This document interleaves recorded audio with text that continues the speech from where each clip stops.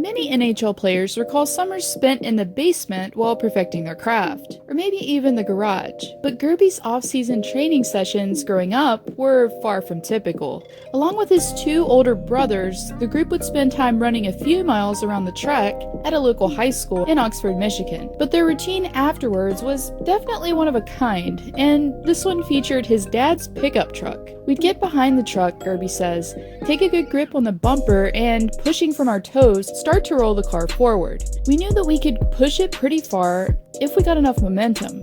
And after pushing it 15 or 20 feet, we'd let it go and collapse, barely able to breathe. It was brutal. I think we can all agree here that this ritual makes Connor McDavid's crazy drills seem easy.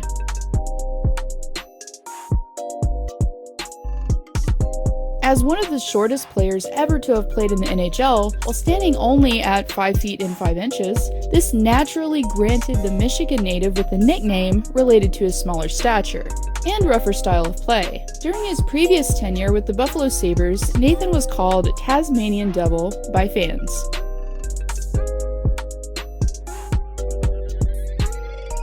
The forward recalls growing up in an all-American hockey family. As the youngest of 6 kids, Gerbe admits watching his older brothers from the stands before joining them at 8 years old. And he was not only following in his brother's footsteps, but also in his father's. Joe Gerbe spent time playing for various leagues, including the OHL, ECHL, and CHL teams, while Nathan was growing up.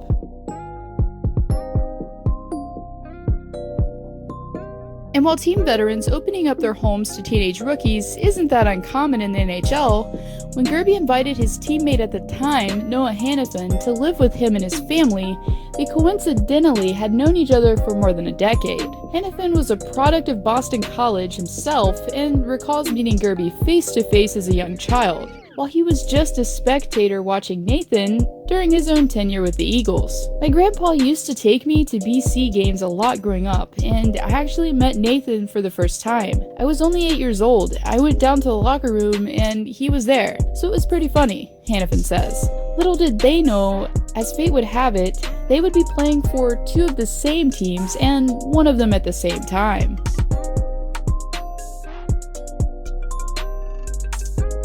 Besides having an obvious edge to his game, the forward is known for his stick handling and scoring ability, but he has inspirations. As he admitted this during an interview, Gerbe says that he's consciously modeled his game after previous NHL greats in Danny Briere and Martin St. Louis, because, like him, they were both smaller in stature.